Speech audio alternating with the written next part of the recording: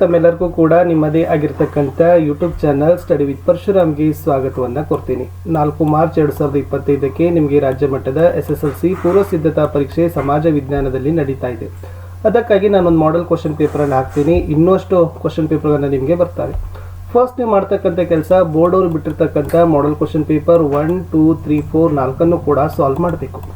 ಆಮೇಲೆ ಆಲ್ರೆಡಿ ಈ ವಿಡಿಯೋಗಳನ್ನು ನಾನು ನನ್ನ ಯೂಟ್ಯೂಬ್ ಚಾನಲ್ನಲ್ಲಿ ಹಾಕಿದ್ದೀನಿ. ಸೊ ತಾವು SSLC ಮಾಡೆಲ್ ಕ್ವಶನ್ ಪೇಪರ್ 1, 2, 3, 4 ಅಂತ ಒಂದು ಪ್ಲೇಲಿಸ್ಟ್ ಲಿಂಕಲ್ಲಿ ಹೋದರೆ ಎಲ್ಲ ಸಿಗ್ತಾವ. ಸ್ಕೋರಿಂಗ್ ಪ್ಯಾಕೇಜ್ ವಿಡಿಯೋಗಳಿದ್ದಾವೆ, ಮೋಸ್ಟ್ ಇಂಪಾರ್ಟೆಂಟ್ ಕ್ವಶನ್ಸ್ ಇದ್ದಾವೆ, ಅವುಗಳನ್ನು ನೋಡಿ.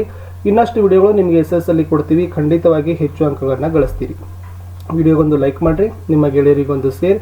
ನೀವು ಫಸ್ಟ್ ಟೈಮ್ ವಾಚ್ ಮಾಡ್ತಿದ್ರೆ ಸಬ್ಸ್ಕ್ರೈಬ್ ಮಾಡೋದನ್ನು ಮಾತ್ರ ಮರೆಯದಿರಿ ಅಂತ ಹೇಳ್ತಾ ಈ ಕ್ವಶನ್ ಪೇಪರ್ ಮತ್ತು ಕೀ ಆನ್ಸರನ್ನು ಸ್ಟಾರ್ಟ್ ಮಾಡುವ. ಫಸ್ಟ್ ಮೇನ್ಸಲ್ಲಿ ಬಹು ಆಯ್ಕೆ ಪ್ರಶ್ನೆಗಳು 8 ಇದ್ದಾವೆ. ಪ್ರತಿ ಸರಿಯಾದ ಉತ್ತರಕ್ಕೆ 1 ಅಂಕ. 8 ಪ್ರಶ್ನೆ 8 ಅಂಕ. ವೆಲ್ಲೆಸ್ಲಿಯು ಸಹಾಯಕ ಸೈನ್ಯ ಪದ್ಧತಿಯನ್ನು ಜಾರಿಗೊಳಿಸಿದ ವರ್ಷ ಕೇಳಿದರೆ 1798 ಅನ್ನೋದು ಸರಿಯಾದ ಉತ್ತರ. ಪ್ರಶ್ನೆ 2, ಪೀಲ್ ನೇತೃತ್ವದ ಸಮಿತಿ ಮರು ವಿನ್ಯಾಸಗೊಳಿಸಿದ ಸಂಸ್ಥೆ ಯಾವುದು? ಅದು ಸೈನಿಕ ವ್ಯವಸ್ಥೆ ಅನ್ನೋದು ಉತ್ತರ. ಮೂರನೇ ಪ್ರಶ್ನೆ, 1961ರಲ್ಲಿ ಗೋವಾವನ್ನು ಸೈನಿಕ ಬಲದಿಂದ ಪೋರ್ಚುಗೀಸರಿಂದ ವಶಪಡಿಸಿಕೊಂಡದ್ದು ಭಾರತದ ಈ ವಿದೇಶಾಂಗ ನೀತಿಯ ಪ್ರಾರಂಭಿಕ ಹಂತವಾಗಿದೆ ಅಂತ ಕೇಳಿದ್ರು. ಆಯಕಟ್ಟಿನ ವಾಸ್ತವವಾದ ಅನ್ನೋದು ಸರಿ ಇದೆ. ಪ್ರಶ್ನೆ 4, ಕಪ್ಪು ಚರ್ಮದ ಜನರನ್ನ ಗುಲಾಮರಂತೆ ಮಾರಾಟ ಮಾಡೋದು ಸಾಮಾಜಿಕ ಸ್ತರ ವಿನ್ಯಾಸದ ಈ ಲಕ್ಷಣಕ್ಕೆ ಉದಾಹರಣೆಯಾಗಿದೆ ಅಂತ ಕೇಳಿದ್ರು. ಇದು ಎಲ್ಲಾ ಸಮಾಜಗಳಲ್ಲಿ ಕಂಡು ಬರ್ತದೆ ಅನ್ನೋ ಆಯ್ಕೆ ಸರಿ ಇದೆ. ಪ್ರಶ್ನೆ 5, ಕೈಗಾ ವಿರೋಧಿ ಚಳವಳಿ ನಡೆಸಲು ಕಾರಣ ಏನು ಅಂತ ಕೇಳಿದ್ರು. ಆಯ್ಕೆ ಬಿ, ಅಣು ವಿಕಿರಣದಿಂದ ಉಂಟಾಗುವ ಪರಿಸರ ಚಳವಳಿ ಅಂತಕ್ಕಂಥದ್ದು ಇತ್ತು. 6ನೇ ಪ್ರಶ್ನೆ, ಬಾರಾಲಾಚ್ ಲಾ ಕಲ್ವೆ ಮಾರ್ಗ ಕಂಡು ಬರುವ ಹಿಮಾಲಯದ ಪರ್ವತ ಶ್ರೇಣಿ ಯಾವುದು ಅಂತ ಕೇಳಿದ್ರು. ಅದು ಹಿಮಾದ್ರಿ ಅಂತ ಬರ್ತದೆ. ಸೊ ಹಿಮಾದ್ರಿಯಲ್ಲಿ ಬಾರಾಲಾಚ್ ಲಾ ಕಣಿವೆ ಮಾರ್ಗ ಇದೆ. 7ನೇ ಪ್ರಶ್ನೆ, ಆರ್ಥಿಕ ಯೋಜನೆಗಳನ್ನು ಜಾರಿಗೊಳಿಸಿದ ವಿಶ್ವದ ಮೊದಲ ರಾಷ್ಟ್ರ ಯಾವುದು ಅಂತ ಕೇಳಿದ್ರು. ರಷ್ಯಾ. ರಾಜೇಶ ತನ್ನಲ್ಲಿರುವ ಹಣವನ್ನು ಬ್ಯಾಂಕಿನಲ್ಲಿ ಠೇವಣಿ ಇಟ್ಟು ಅಧಿಕ ಬಡ್ಡಿ ದರವನ್ನು ಪಡೆಯಲು ಇಚ್ಛೆ ಮಾಡ್ತಾನೆ. ಹಾಗಾದ್ರೆ ಅವನು ತೆರೆಯಬಹುದಾದ ಸೂಕ್ತ ಬ್ಯಾಂಕ್ ಖಾತೆ ಕೇಳಿದ್ರು. ನಿಶ್ಚಿತ ಠೇವಣಿ ಖಾತೆ ಅನ್ನೋದು ಸರಿ ಇದೆ. ಇನ್ನು ಒಂದು ವಾಕ್ಯದಲ್ಲಿ ಉತ್ತರವನ್ನು ಬರಲಿಕ್ಕಿರ್ತಕ್ಕಂಥ ಪ್ರಶ್ನೆ, ಶಾ ಆಲಂ ಮರಾಠರಿಗೆ ಕರ ಮತ್ತು ಅಲಹಾಬಾದ್ಗಳನ್ನು ನೀಡಿದ ಏಕೆ ಅಂತ ಕೇಳಿದ್ರು. ಈ ಮರಾಠರ ಶಾ ಆಲಂ ದೆಹಲಿಯ ಸಿಂಹಾಸನಕ್ಕೆ ಕುಳ್ಳಿಸಿರುವುದರಿಂದ ಶಾ ಆಲಂ ಮರಾಠರಿಗೆ ಕರ ಮತ್ತು ಅಲಹಾಬಾದ್ಗಳನ್ನು ನೀಡಿದ ಅನ್ನೋದನ್ನು ನೀವೇನು ಮಾಡಬೇಕಾಗಿತ್ತು? ಬರಿಬೇಕಿತ್ತು. ಪ್ರಶ್ನೆ 10, ಹಿಟ್ಲರ್ ಅನ್ನು ಗೋಬೆಲ್ಸ್ ಎಂಬ ಮಂತ್ರಿಯನ್ನ ನೇಮಕ ಮಾಡಿದ ಏಕೆ ಅಂತ ಕೇಳಿದ್ರು. ಇಲ್ಲಿ ಜನಾಂಗೀಯ ದ್ವೇಷವನ್ನ ಪ್ರಸಾರ ಮಾಡುವ ಸಲುವಾಗಿ ಗೋಬೆಲ್ಸ್ ಎಂಬ ವಿಶೇಷವಾದ ಮಂತ್ರಿಯನ್ನ ಹಿಟ್ಲರ್ ನೇಮಕ ಮಾಡಿದ್ದ. 11ನೇ ಪ್ರಶ್ನೆ, ಕೇಂದ್ರೀಯ ಜಾಗೃತ ದಳ ಸ್ಥಾಪಿಸಲು ಕಾರಣವೇನು? ಈ ಭ್ರಷ್ಟಾಚಾರವನ್ನ ನಿಯಂತ್ರಣಪಡಿಸುವ ಸಲುವಾಗಿ ಕೇಂದ್ರೀಯ ಜಾಗೃತ ದಳಗಳನ್ನು ಸ್ಥಾಪಿಸಿದ್ದಾರೆ. 12ನೇ ಪ್ರಶ್ನೆ, ಸಾಮಾಜಿಕ ಸ್ತರ ವಿನ್ಯಾಸ ಎಂದರೆ ಏನು? ಸಮಾಜದ ಜನರನ್ನ ಲಿಂಗ, ಜಾತಿ, ಜನಾಂಗ, ಕರಿಯ, ಬಿಳಿಯ, ಮೇಲು, ಕೀಳು ಎಂಬುದಾಗಿ ವಿಂಗಡಿಸುವುದಕ್ಕೇನೆ ಸಾಮಾಜಿಕ ಸ್ತರ ವಿನ್ಯಾಸ ಅಂತ ಕರಿತೀವಿ. 13ನೇ ಪ್ರಶ್ನೆ, ಇತ್ತೀಚೆಗೆ ಅಬ್ರಕದ ರಫ್ತು ಪ್ರಮಾಣ ಕಡಿಮೆ ಆಗ್ತಾ ಇದೆ ಏಕೆ? ಇಲ್ಲಿ ಅಬ್ರಕದ ಬದಲಿ ವಸ್ತುಗಳು ದೊರಕ್ತಾ ಇದ್ದಾವೆ, ಆ ಕಾರಣಕ್ಕಾಗಿ ಅಬ್ರಕದ ರಫ್ತು ಪ್ರಮಾಣ ಕಡಿಮೆ ಆಗಿದೆ. 14ನೇ ಪ್ರಶ್ನೆ, ವಾಯವ್ಯ ಭಾರತದಲ್ಲಿ ಗೋಧಿಯನ್ನ ರಬಿ ಬೆಳೆಯನ್ನಾಗಿ ಬೆಳೆಯಲು ಕಾರಣ ಏನು? ಈ ಚಳಿಗಾಲದಲ್ಲಿ ತಂಪಾದ ಸಮಶೀತೋಷ್ಣ ವಲಯದ ತುಂತುರು ಮಳೆಯಿಂದ ಕೂಡಿರುವ ವಾಯುಗುಣವಿರೋದ್ರಿಂದ ವಾಯವ್ಯ ಭಾರತದಲ್ಲಿ ಗೋಧಿಯನ್ನು ರಬಿ ಬೆಳೆಯನ್ನಾಗಿ ಬೆಳೀತಾರೆ. 15ನೇ ಪ್ರಶ್ನೆ, ಸರಕು ಮತ್ತು ಸೇವಾ ತೆರಿಗೆ ಒಂದು ಪರೋಕ್ಷ ತೆರಿಗೆಯಾಗಿದೆ ಹೇಗೆ? ಇಲ್ಲಿ ಈ ಸರಕು ಮತ್ತು ಸೇವಾ ತೆರಿಗೆಯು ತೆರಿಗೆಯ ಭಾರವನ್ನು ಬೇರೆಯವರ ಮೇಲೆ ವರ್ಗಾವಣೆ ಮಾಡ್ತದೆ. ಆದ್ದರಿಂದ ಸರಕು ಮತ್ತು ಸೇವಾ ತೆರಿಗೆ ಒಂದು ಪರೋಕ್ಷ ತೆರಿಗೆನೇ ಆಗದ. ಪ್ರಶ್ನೆ 16, ಉದ್ಯಮಿ ಎಂಬ ಫ್ರೆಂಚ್ ಪದ ಯಾವ ಪದದಿಂದ ಬಂದಿದೆ? ಉದ್ಯಮಿ ಅಂತಕ್ಕಂಥ ಫ್ರೆಂಚ್ ಪದ ಎಂಟ್ರಾಫಂಡ್ರೆ ಅಂತಕ್ಕಂಥ ಪದದಿಂದ ಬಂದಿದೆ. 2 ಮಾರ್ಕ್ಸ್ ಕ್ವಶನ್. ಪ್ರಶ್ನೆ 17, ರೈಲ್ವೆ ರಕ್ಷಣಾ ಪಡೆಯ ಕಾರ್ಯಗಳನ್ನು ತಿಳಿಸಿ. ಅದು ರೈಲ್ವೆ ಅಪರಾಧಗಳನ್ನು ತಡೀತದ, ರೈಲ್ವೆ ಪ್ರಯಾಣಿಕರ ರಕ್ಷಣೆ ಮಾಡ್ತದ, ರೈಲ್ವೆ ಅಪರಾಧಗಳ ತನಿಖೆ ಮಾಡ್ತದ, ರೈಲ್ವೆ ಆಸ್ತಿ ಪಾಸ್ತಿಯ ರಕ್ಷಣೆಯನ್ನು ಮಾಡ್ತದೆ. ನಿಶಸ್ತ್ರೀಕರಣದ ಸಾಧನೆಗಾಗಿ ಏರ್ಪಟ್ಟಿರುವ ಜಾಗತಿಕ ಒಪ್ಪಂದಗಳನ್ನು ತಿಳಿಸಿ ಅಂತ ಕೇಳಿದ್ದಾರೆ. ಸೊ ಯಾವೆಲ್ಲ ಒಪ್ಪಂದಗಳಿದಾವಪ್ಪ ಅಂದ್ರೆ, ಅದು ನಿರ್ಣಯಾತ್ಮಕ ಶಸ್ತ್ರ ನಿಯಂತ್ರಣ ಒಪ್ಪಂದ, ಪರಮಾಣು ಪ್ರಸರಣ ನಿಷೇಧ ಒಪ್ಪಂದ, ಸಮಗ್ರ ಪರೀಕ್ಷಾ ನಿಷೇಧ ಒಪ್ಪಂದ, ಫಲಿಕಾ ನಿಷೇಧ ಒಪ್ಪಂದ, ಜೈವಿಕ ಶಸ್ತ್ರಾಸ್ತ್ರಗಳ ಸಮಾವೇಶ. 18 ಜನಮಂದೆಯ ಸ್ವರೂಪಗಳನ್ನು ಕೇಳಿದರೆ, ಇದು ತಾತ್ಕಾಲಿಕ, ಇದು ಅನಿಶ್ಚಿತ, ಇದು ಆಕಸ್ಮಿಕ, ಇದು ಪೂರ್ವ ನಿಯೋಜನೆ ಅಲ್ಲದ್ದು ಅಂತ ಬರೆದ್ರೆ ಸಾಕು. ಅಥವಾ ಈ ಕರ್ನಾಟಕ ಸರ್ಕಾರ ಬಾಲಕಾರ್ಮಿಕ ಪದ್ಧತಿಯ ನಿಯಂತ್ರಣಕ್ಕೆ ಕೈಗೊಂಡಿರುವ ಪರಿಹಾರ ಕ್ರಮಗಳು ಕೇಳಿದ್ದಾರೆ. ಕೂಲಿಯಿಂದ ಶಾಲೆಗೆ ಕಾರ್ಯಕ್ರಮ ಮಾಡಿದ್ದಾರೆ. ಶಿಕ್ಷಣ ಮೂಲಭೂತ ಹಕ್ಕು 21ನೇ ಎ ವಿಧಿ 2009ರಲ್ಲಿ ಶಿಕ್ಷಣ ಹಕ್ಕು ಕಾಯ್ದೆ ಜಾರಿ. ಖಾಸಗಿ ಶಾಲೆಗಳಲ್ಲಿ 25ರಷ್ಟು ಈ RT ಸೀಟುಗಳನ್ನು ಕೊಡ್ತಾ ಇದ್ದಾರೆ. 19ನೇ ಪ್ರಶ್ನೆ, ಅಲಿಘರ್ ಚಳವಳಿಯ ಪ್ರಮುಖ ಉದ್ದೇಶಗಳು ಏನು? ಈ ಮುಸಲ್ಮಾನರನ್ನ ರಾಜಕೀಯ, ಸಾಮಾಜಿಕ, ಶೈಕ್ಷಣಿಕ, ಧಾರ್ಮಿಕ, ತಾತ್ವಿಕ ವಿಚಾರಗಳನ್ನು ಬದಲಿಸಿಕೊಂಡು ಪೂರ್ವ ಪಶ್ಚಿಮಗಳ ವಿಚಾರಗಳ ಸಂಗಮಕ್ಕೆ ಬೆಂಬಲಿಸೋದು, ಮುಸ್ಲಿಂ ಸಮುದಾಯಕ್ಕೆ ಆಧುನಿಕ ಶಿಕ್ಷಣ ನೀಡುವುದು. 20 ಜುನಾಗಢ ಸಂಸ್ಥಾನವನ್ನು ಭಾರತದ ಒಕ್ಕೂಟಕ್ಕೆ ಹೇಗೆ ಸೇರ್ಪಡಿಸಿದರು? ಈ ಜುನಾಗಢದ ನವಾಬ ಪಾಕಿಸ್ತಾನಕ್ಕೆ ಸೇರಲು ಮುಂದಾಗ್ತಾನೆ. ಪ್ರಜೆಗಳನ್ನು ಇದನ್ನು ವಿರೋಧಿಸಿ ಬೀದಿಗೆ ಇಳಿತಾರೆ. ನವಾಬ ರಾಜ್ಯ ಬಿಟ್ಟು ಪಾಕಿಸ್ತಾನಕ್ಕೆ ಓಡಿ ಹೋಗ್ತಾನೆ. 1949ರಲ್ಲಿ ಜುನಾಗಢ್ ಭಾರತದ ಒಕ್ಕೂಟಕ್ಕೆ ಹೋಗ್ತದೆ. ಭಾರತದಲ್ಲಿ ಅರಣ್ಯ ಕ್ಷೇತ್ರ ನಿರಂತರವಾಗಿ ಇಳಿಮುಖವಾಗ್ತಾ ಇದೆ ಏಕೆ ಅಂತ ಕೇಳಿದ್ದಾರೆ. 21ನೇ ಪ್ರಶ್ನೆ, ವ್ಯವಸಾಯದ ವಿಸ್ತರಣೆ, ಹೈನುಗಾರಿಕೆ, ರೈಲು ಮತ್ತು ರಸ್ತೆ ಮಾರ್ಗಗಳ ನಿರ್ಮಾಣ, ನೀರಾವರಿ ಯೋಜನೆಗಳು, ಗಣಿಗಾರಿಕೆಗಳು, ಕಾಡ್ಗಿಚ್ಚು, ಕೈಗಾರಿಕೆ, ನಗರೀಕರಣ. 22 ಭಾರತದ ಕೃಷಿ ಮಾನ್ಸೂನ್ ಮಾರುತಗಳೊಂದಿಗೆ ಆಡೋ ಜೂಜಾಟವಾಗಿದೆ. ಈ ಹೇಳಿಕೆಯನ್ನು ಸಮರ್ಥಿಸಿ. ಭಾರತ ಕೃಷಿ ಪ್ರಧಾನ ದೇಶ. ಭಾರತ ಕೃಷಿಯು ಮಾನ್ಸೂನ್ ಮಾರುತಗಳನ್ನೇ ಅವಲಂಬಿಸಿದೆ. ಮಾನ್ಸೂನ್ ಮಾರುತಗಳು ಕೆಲವೊಮ್ಮೆ ಅತಿವೃಷ್ಟಿ, ಅಧಿಕ ಮಳೆ ಸುರಿಸಿ ಜನರ ಜೀವ ಮತ್ತು ಆಸ್ತಿ ನಾಶ ಮಾಡ್ತವೆ. ಕೆಲವೊಮ್ಮೆ ಮಳೆಯೇ ಬಾರದರಿಂದ ಅನಾವೃಷ್ಟಿ, ಬರಗಾಲ ಉಂಟಾಗ್ತದೆ. 23 ಕೊರತೆ, ಹಣಕಾಸಿನ 4 ವಿಧಗಳನ್ನು ಬರೀರಿ. ವಿತ್ತೀಯ ಕೊರತೆ, ಆಯವ್ಯಯ ಕೊರತೆ, ಕಂದಾಯದ ಕೊರತೆ, ಪ್ರಾಥಮಿಕ ಕೊರತೆ.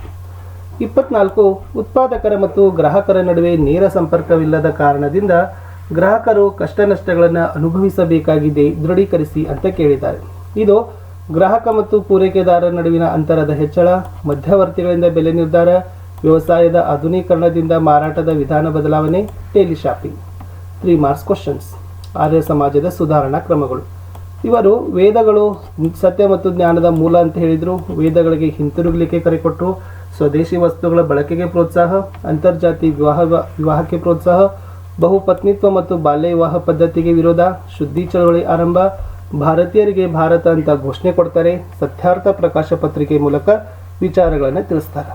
ಇನ್ನು ಭಾರತದ ಸ್ವಾತಂತ್ರ್ಯ ಹೋರಾಟದಲ್ಲಿ ಬುಡಕಟ್ಟು ವರ್ಗಗಳ ಬಂಡಾಯಗಳನ್ನು ಕೇಳಿದ್ದಾರೆ.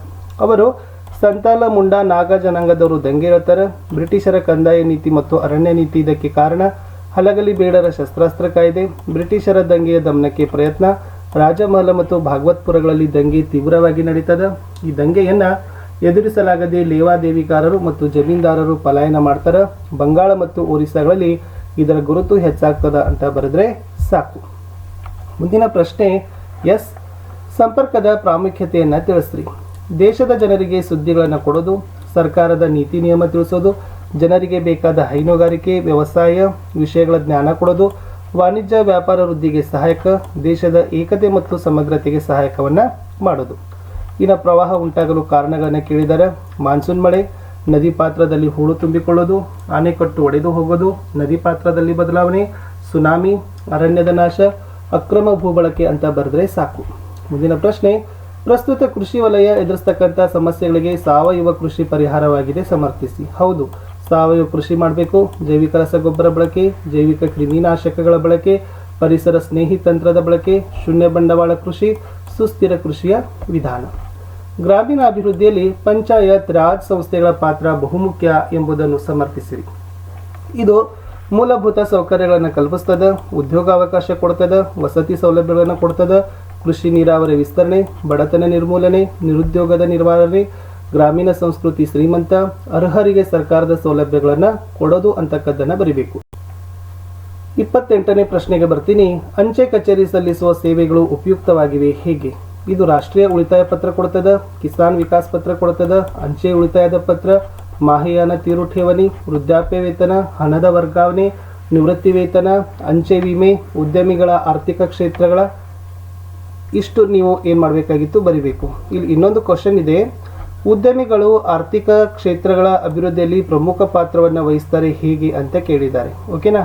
ಇದಕ್ಕೆ ಪಾಯಿಂಟ್ಸ್ ಏನಪ್ಪ ಅಂದ್ರೆ, ಅವರು ಬಂಡವಾಳ ನಿರ್ಮಾಣ ಮಾಡ್ತಾರೆ, ಉದ್ಯೋಗ ಸೃಷ್ಟಿ ಮಾಡ್ತಾರೆ, ರಾಷ್ಟ್ರೀಯ ಆದಾಯ ಹೆಚ್ಚಳ ಮಾಡ್ತಾರೆ, ತಲಾ ಆದಾಯ ಹೆಚ್ಚಳ ಮಾಡ್ತಾರೆ, ಮಾರುಕಟ್ಟೆ ಅಭಿವೃದ್ಧಿ ಪಡಿಸ್ತಾರೆ, ಜೀವನ ಮಟ್ಟ ಸುಧಾರಿಸ್ತಾರೆ, ದೇಶದ ರಫ್ತು ಹೆಚ್ಚಳ ಮಾಡ್ತಾರೆ, ಕೈಗಾರಿಕೆಗಳ ಅಭಿವೃದ್ಧಿಯನ್ನು ಮಾಡ್ತಾರೆ. 29 ಬಕ್ಸಾರ್ ಕದನ ಬ್ರಿಟಿಷರ ಬಂಗಾಲ, ಬಿಹಾರ, ಒರಿಸ್ಸಾದ ನಿಜವಾದ ಒಡೆಯರೆಂದು ದೃಢೀಕರಿಸಿತು, ಸಮರ್ಥಿಸಿ. ಇದು ಬಕ್ಸಾರ್ ಕದನದ ಪರಿಣಾಮಗಳನ್ನು ಬರಿಬೇಕು. ಬಂಗಾಳದ ಮೇಲಿನ ದಿವಾನಿ ಹಕ್ಕ 2ನೇ ಶಾ ಆಲಂ ಬ್ರಿಟಿಷರಿಗೆ ಕೊಡ್ತಾನ. 2ನೇ ಶಾ ಆಲಂಗೆ ವಾರ್ಷಿಕ 26 ಲಕ್ಷ ರೂಪಾಯಿ ಕೊಡ್ತಾನ. ಶೂಜ್ ಉದ್ ದೌಲ್ ಯುದ್ಧ ನಷ್ಟಕ್ಕಾಗಿ ಕಂಪನಿಗೆ 50 ಲಕ್ಷ ರೂಪಾಯಿ ಕೊಡ್ತಾನ. ಮೀರ್ ಜಾಫರ್ ಮಗನಿಗೆ ವಿಶ್ರಾಂತಿ ವೇತನ. ಬಂಗಾಳದ ಆಡಳಿತವನ್ನು ಕಂಪನಿ ನಿರ್ವಹಿಸ್ತದ. ಬಂಗಾಳದಲ್ಲಿ ದ್ವಿಪ್ರಭುತ್ವ ಪದ್ಧತಿ ಜಾರಿ. 30 ಬ್ರಿಟಿಷರ ಕಾಲದಲ್ಲಿ ನ್ಯಾಯಾಂಗ ವ್ಯವಸ್ಥೆಯಲ್ಲಿ ತಂದ ಸುಧಾರಣೆಗಳನ್ನು ಕೇಳಿದ್ರು. ಸೊ ವಾರ್ನ್ ಹೇಸ್ಟಿಂಗ್ಸ್ ಪ್ರತಿ ಜಿಲ್ಲೆಯಲ್ಲಿ 2 ರೀತಿಯ ನ್ಯಾಯಾಲಯ ಜಾರಿಗೆ ಮಾಡಿದ. ಒಂದನೇದು ದಿವಾನಿ ಅದಾಲತ್, ಅದನ್ನು ನಾಗರಿಕ ನ್ಯಾಯಾಲಯ ಅಂತ ಕರೆದ್ರೆ, 2ನೇದು ಫೌಜುದಾರಿ ಅದಾಲತ್, ಅದನ್ನು ಅಪರಾಧ ನ್ಯಾಯಾಲಯ ಅಂತ ಕರೀತಾರೆ.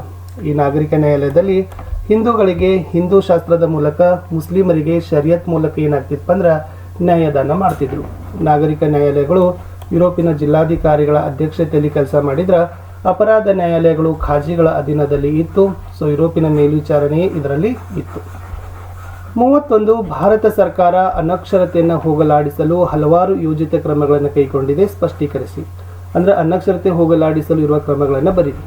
2001ರಲ್ಲಿ ಸರ್ವ ಶಿಕ್ಷಣ ಅಭಿಯಾನ, 1988ರಲ್ಲಿ ರಾಷ್ಟ್ರೀಯ ಸಾಕ್ಷರತಾ ಮಿಷನ್, ಸಾಕ್ಷರ ಭಾರತ ಕಾರ್ಯಕ್ರಮ, ವಿಕಲಚೇತನರ ಶಿಕ್ಷಣ, 21A ವಿಧಿ ಮೂಲಕ ಶಿಕ್ಷಣ ಮೂಲಭೂತ ಹಕ್ಕು, 2009ರಲ್ಲಿ ಶಿಕ್ಷಣ ಹಕ್ಕು ಕಾಯ್ದೆ, 2018ರಲ್ಲಿ ಸಮಗ್ರ ಶಿಕ್ಷಾ ಕಾರ್ಯಕ್ರಮ, ನವಭಾರತ ಸಾಕ್ಷರತಾ ಕಾರ್ಯಕ್ರಮ ಬರೆದ್ರೆ ಸಾಕು. 32 ಕೂಲಿ ಸಹಿತ ದುಡಿಮೆ ಕೂಲಿ ರಹಿತ ದುಡಿಮೆಗಿಂತ ಹೇಗೆ ಭಿನ್ನವಾಗಿದೆ. ಕೂಲಿ ಸಂಬಳ ಇನ್ನಾವುದೇ ಭೌತಿಕ ಪ್ರತಿಫಲಕ್ಕಾಗಿ ದುಡಿಯೋದಕ್ಕೆ ಕೂಲಿ ಸಹಿತ ದುಡಿಮೆ ಅಂತೀವಿ. ರೈತರು ಹೊಲದಲ್ಲಿ ಉಳುಮೆ ಮಾಡೋದು, ಶಾಲೆಯಲ್ಲಿ ಉಪನ್ಯಾಸ ಮಾಡೋದು, ಕಟ್ಟಡ ಕಟ್ಟೋದು, ವಾಹನ ರಿಪೇರಿ ಮಾಡೋದು. ಇನ್ನು ಆರ್ಥಿಕ ಲಾಭ ಅಥವಾ ಪ್ರತಿಫಲವಿಲ್ಲದೆ ಇರುವ ದುಡಿಮೆಗೆ ಕೂಲಿ ರಹಿತ ದುಡಿಮೆ ಅಂತ ಕರಿತೀವಿ. ಉದಾಹರಣೆ ಕಲಾಕಾರ ಚಿತ್ರ ಬಿಡಿಸೋದು, ಒತ್ತಾಯಪೂರ್ವಕ ದುಡಿಮೆ. ಇಷ್ಟೆಲ್ಲ ಏನಾಗಬೇಕು ಬರಿಬೇಕಿತ್ತು. 33 ಮಣ್ಣಿನ ಸವೆತ ಅನೇಕ ಸಮಸ್ಯೆಗಳಿಗೆ ಕಾರಣ ಹೇಗೆ. ಈ ನದಿಗಳಲ್ಲಿ ಹೂಳು ತುಂಬಿಕೊಂಡದ್ದರಿಂದ ಪ್ರವಾಹ ಬರ್ತದೆ. ನದಿ ಪಾತ್ರ ಬದಲಾವಣೆ, ನೀರಿನ ಸಂಗ್ರಹ ಸಾಮರ್ಥ್ಯ ಕಡಿಮೆ, ನೀರು ಇಂಗುವ ಸಾಮರ್ಥ್ಯ ಕಡಿಮೆ, ಸ್ವಾಭಾವಿಕ ಚಿಲುಮೆಗಳು ಬತ್ತಿ ಹೋಗ್ತಾವ, ವ್ಯವಸಾಯದಲ್ಲಿ ಫಲವತ್ತತೆ ಕಡಿಮೆ, ಬರಗಾಲ ಸೃಷ್ಟಿ ಆಗ್ತದೆ. 4 ಮಾರ್ಕ್ಸ್ ಕ್ವಶನಲ್ಲಿ ಭಾರತದ ಸ್ವಾತಂತ್ರ್ಯ ಸಂಗ್ರಾಮಕ್ಕೆ ರಾಜಕೀಯ ಮತ್ತು ಆಡಳಿತಾತ್ಮಕ ಕಾರಣಗಳನ್ನು ತಿಳಿಸ್ರಿ ಅಂತ ಕೇಳಿದ್ದಾರೆ. ಸೊ ಫಸ್ಟ್ ನೋಡೋಣ ರಾಜಕೀಯ ಕಾರಣಗಳು. ಏನಪ್ಪ ಅಂದ್ರೆ ಈ ಬ್ರಿಟಿಷರ ದತ್ತು ಮಕ್ಕಳಿಗೆ ಹಕ್ಕಿಲ್ಲ ನೀತಿ, ಇದು ಕೂಡ ಒಂದಾಯಿತು. ಆಮೇಲೆ ಡೌಲ್ಹಾಸಿ ಏನು ಮಾಡಿದ, ನವಾಬರಿಗಿಂತ ರಾಜ ಪದವಿ ರದ್ದು ಮಾಡಿದ. ಮೊಘಲ್ ಚಕ್ರವರ್ತಿ ಔದ್ನ ನವಾಬ ಮೊದಲಾದ ರಾಜರುಗಳು ಇಂಗ್ಲಿಷ್ ಅಧಿಕಾರದಿಂದ ಪದಚ್ಯುತಿ ಮಾಡ್ತಾರೆ. ಸೈನಿಕರು ನಿರುದ್ಯೋಗಿ ಆಗ್ತಾರೆ. ಇದು ರಾಜಕೀಯ ಕಾರಣ. ಇಮೇಲೆ ಆಡಳಿತಾತ್ಮಕ ಕಾರಣಗಳನ್ನು ನೋಡೋದಾದರೆ, ಇಂಗ್ಲಿಷರು ಹೊಸ ನಾಗರಿಕ ಮತ್ತು ಅಪರಾಧ ಕಾಯ್ದೆ ಜಾರಿ ಮಾಡಿದ್ದು, ಕಾನೂನಿನಲ್ಲಿ ಪಕ್ಷಪಾತ, ಭಾರತೀಯರಿಗೆ ಪ್ರತ್ಯೇಕ ನಿಯಮ, ಆಂಗ್ಲ ಭಾಷೆ ನ್ಯಾಯಾಲಯದ ಭಾಷೆ ಆಯಿತು. ಆಮೇಲೆ ಇಂಗ್ಲಿಷ್ ನ್ಯಾಯಾಧೀಶರು ಬಹುತೇಕವಾಗಿ ಇಂಗ್ಲಿಷರ ಪರವಾಗಿ ಕೆಲಸ ಮಾಡ್ತಿದ್ರು. ಹೊಸ ಕಾನೂನಿನ ಆಶಯ ಜನರಿಗೆ ಅರಿವೇ ಆಗಲಿಲ್ಲ. ಮೊದಲ ಮಹಾಯುದ್ಧದ ಪರಿಣಾಮಗಳನ್ನು ಕೇಳಿದ್ದಾರೆ. ಇಲ್ಲಿ ವರ್ಸೆಲ್ ಒಪ್ಪಂದದೊಂದಿಗೆ ಯುದ್ಧ ಮುಕ್ತಾಯ, ಆಸ್ಟ್ರಿಯಾ ಹಂಗೇರಿ ರಾಷ್ಟ್ರಗಳು ಉದಯ ಆಗ್ತವೆ, ಆಟೋಮನ್ ಸಾಮ್ರಾಜ್ಯ ಕೊನೆಯಾಗ್ತದೆ, ಜರ್ಮನಿ ಅನೇಕ ಪ್ರದೇಶ ಕಳ್ಕೊಳ್ತದೆ, ಯುರೋಪಿನ ಭೂಪಟದಲ್ಲಿ ಬದಲಾವಣೆ ಆಗ್ತದೆ, ಸಣ್ಣ ಸಣ್ಣ ರಾಷ್ಟ್ರಗಳು ಉದಯವಾಗ್ತವೆ, ರಾಷ್ಟ್ರಸಂಘ ಉದಯ, ಜರ್ಮನಿ ಮೇಲೆ ಯುದ್ಧ ನಷ್ಟ ಪರಿಹಾರ ಹಾಕ್ತಾರೆ, ಸರ್ವಾಧಿಕಾರಿಗಳ ಬೆಳವಣಿಗೆಗೆ ಸಹಕಾರಿ ಆಗ್ತದೆ. 4ನೇ ಆಂಗ್ಲೋ ಮೈಸೂರು ಯುದ್ಧದ ಕಾರಣ ಮತ್ತು ಪರಿಣಾಮಗಳನ್ನು ಕೇಳಿದ್ದಾರೆ. ಸೊ ಫಸ್ಟ್ ನೋಡೋಣ ಕಾರಣ. ಈ 3ನೇ ಆಂಗ್ಲೋ ಮೈಸೂರು ಯುದ್ಧದ ಸೋಲು ಟಿಪ್ಪು ಸವಾಲಾಗಿ ಸ್ವೀಕರಿಸ್ತಾನೆ. ಟಿಪ್ಪು ಮಲಯಾಳಂ ಪ್ರದೇಶ ತಮಗೆ ಸೇರಬೇಕೆಂದು ವಾದಿಸ್ತಾನೆ. ಟಿಪ್ಪು ದೇಶೀಯ ರಾಜರನ್ನು ಸೆಳೆಯಲು ಪ್ರಯತ್ನ ಮಾಡ್ತಾನೆ. ಟಿಪ್ಪು ಫ್ರೆಂಚರ ಸಹಾಯ ಪಡೆಯಲು ರಾಯಭಾರಿಗಳನ್ನು ಕಳಿಸ್ತಾನೆ. ಟಿಪ್ಪು ಮತ್ತು ಫ್ರೆಂಚರ ಸ್ನೇಹತ್ವ ಬ್ರಿಟಿಷರನ್ನ ಕೇಳಿಸ್ತದ. ಟಿಪ್ಪು ಸಹಾಯಕ ಸೈನ್ಯ ಪದ್ಧತಿ ವಿರೋಧಿಸ್ತಾನೆ. ಇದರ ಫಲಿತಾಂಶ ಏನಪ್ಪ ಅಂದ್ರೆ ಬ್ರಿಟಿಷರಿಗೆ ಗೆಲುವು. ಟಿಪ್ಪು ಮರಣ ಹೊಂದುತ್ತಾನೆ. ಟಿಪ್ಪುವಿನ ಪ್ರದೇಶಗಳನ್ನು ಮರಾಠರು ಮತ್ತು ನಿಜಾಮರು ಹಂಚಿಕೊಳ್ತಾರೆ. ಒಂದು ಸಣ್ಣ ಪ್ರದೇಶವನ್ನು ಮೈಸೂರಿನ ರಾಜ ಮುಮ್ಮಡಿ ಕೃಷ್ಣರಾಜ ಒಡೆಯರಿಗೆ ಕೊಡ್ತಾರೆ. ಭದ್ರತಾ ಸಮಿತಿಯ ರಚನೆ ಮತ್ತು ಕಾರ್ಯಗಳು ಕೇಳಿದ್ದಾರೆ. ಇದು ವಿಶ್ವಸಂಸ್ಥೆಯ ಸಚಿವ ಸಂಪುಟ ಅಂತಾರೆ. 15 ಮಂದಿ ಸದಸ್ಯರಿರ್ತಾರೆ. 5 ಖಾಯಂ ಸದಸ್ಯ ರಾಷ್ಟ್ರಗಳು, 10 ಹಂಗಾಮಿ ಸದಸ್ಯ ರಾಷ್ಟ್ರಗಳು.